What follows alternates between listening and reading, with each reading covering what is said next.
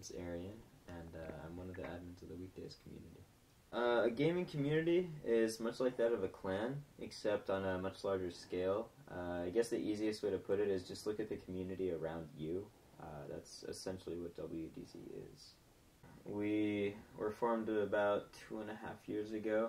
It was just a group of guys chilling in Ventrilo, voice over internet program, and we just got the idea to start this giant community, and we put together about $400. We got our first server, and we just sort of took off from there. What part did you have personally in that initial founding? Personally, I would say managing the server, website stuff I did graphic design for most of our banners and website images, and just maintenance and being an admin on the server. We're all really close. We back all the members back each other up. There's like a WDZ pride sort of thing. Really open. We accept just about everybody. And also the fact that we're just so big. Like, we're the second largest, I think second or third largest non-official Steam group. As of now, we're a bit over 500,000 members. I believe it's like 530 something thousand.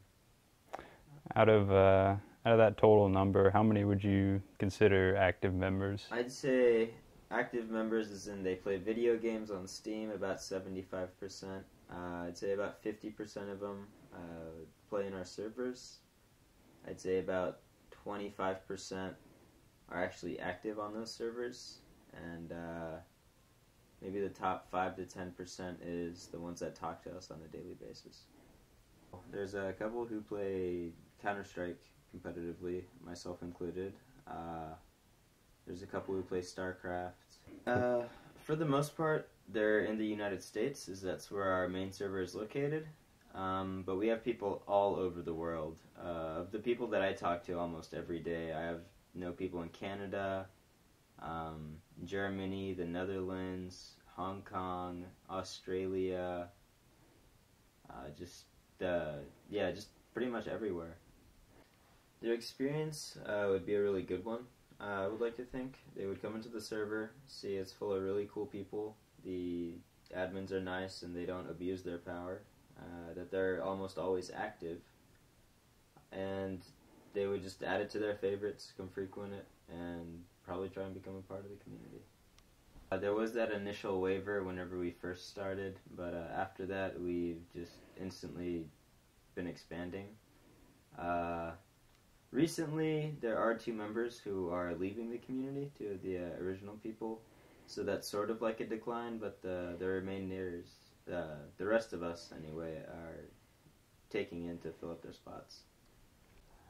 So now that the community has grown, it's substantial in size. What personal contributions do you have to make? Honestly, not that much. It's just mainly time, effort, patience is a really big one, and just dealing with issues when they arise. Playing the PR role, so to speak? Pretty much, actually, yeah. I got a job offer as a PR for some indie developer.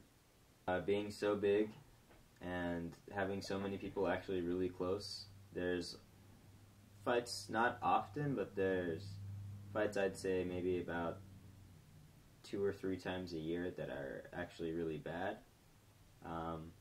But we work through those fights and everything gets better and reestablished.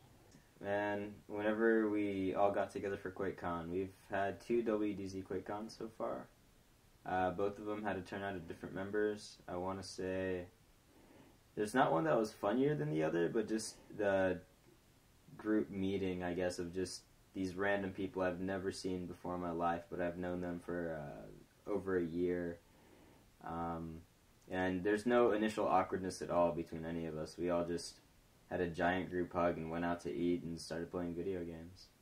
The image I portray is, God, it depends on how I'm feeling. If I just want to go in there and have fun, I portray an image of being a higher power. Normally, I don't even say I'm an admin. I go in there all the time with different usernames so people don't recognize me. And really just as a regular guy, just a chill dude who wants to play the video game.